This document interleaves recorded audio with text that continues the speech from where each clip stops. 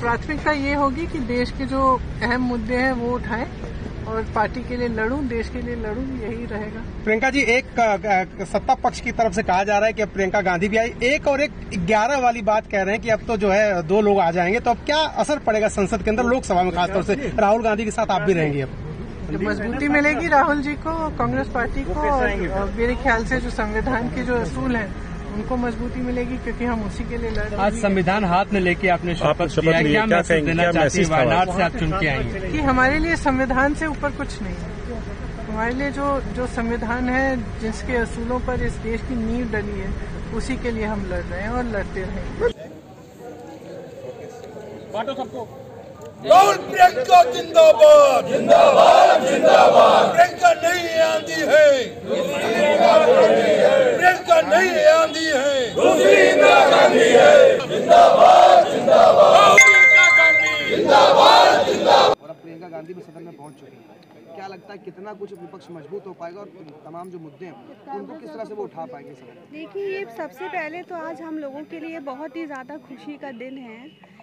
ये केवल कांग्रेसियों का नहीं, ये पूरे भारतवर्ष का सपना था कि एक ना एक दिन हमारी नेता कांग्रेस पार्टी की महासचिव प्रियंका गांधी सदन में पहुंचेंगी। ये आप समझिए कि ये हिंदुस्तान में नहीं, ये पूरे विश्व में आज पूरे विश्व में इस चीज़ को आज देखा जा रहा है।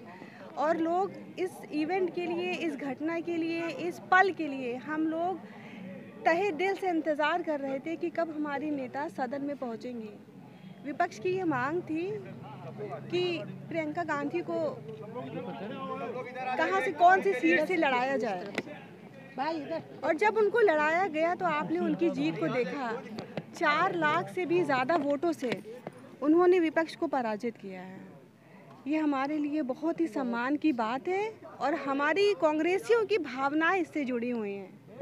हम लोग क्या करें इस पल के लिए, ये हमें खुद समझ में नहीं आ रहा है। फिलहाल आपने देखा हम लोगों ने अपनी खुशियों का इजहार जिस तरह से किया है वो आपके सामने है। अब आगे देश की तरक्की के लिए, हिंदुस्तान की तरक्की के लिए जो वो करेंगी, जो फैसले लेंगी, वो आप लोग भी देखेंगे। और विशेषकर महिलाओं के लिए आप लोगों ने देखा कि 2019 के चुनाव में उन्होंने जिस प्रकार से आरक्षण दिया था, नतीजा जो भी रहा हो, महिलाओं के लिए उन्होंने हमेशा से बहुत अच्छा काम किया है। और हमारी ये आशा है, हमारा ये विश्वास है कि आगे भी जो हमारे आगामी चुनाव आ रहे हैं 2027 में यूपी में, वो हम लोगों को एक नई ताकत देंगे।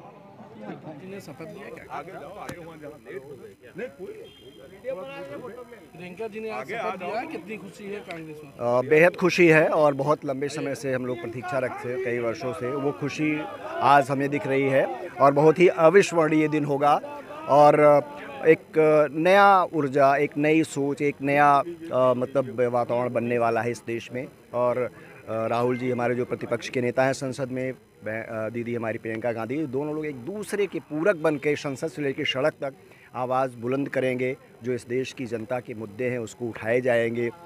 हमारे नेता राष्ट्रीय अध्यक्ष मल्लिकार्जुन खड़गे जी के नेतृत्व में दोनों भाई बहन एक दूसरे के पूरक के रूप में एक मुकम्मल एक तरह से राजनीति की कांग्रेस में शुरुआत। हमारे कार्यकर्ताओं में बेहद जोश है, उल्लास है, उत्साह है। और एक ये जो दिन है ये हमारे लिए बहुत ही मतलब यादगार दिन बन गया है।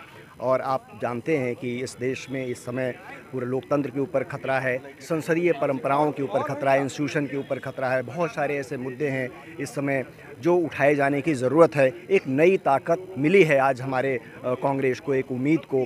जो हमारी दीदी हैं प्रियंका गांधी जी एक उम्मीद बनकर देश की संसद में गई हैं। अब लड़ाई संसद से सड़क तक इस देश के भविष्य के लिए और हिंदुस्तान के नौजवानों, किसानों, मजदूरों, बेरोजगारों सबके भविष्य के लिए एक नई उम्मीद की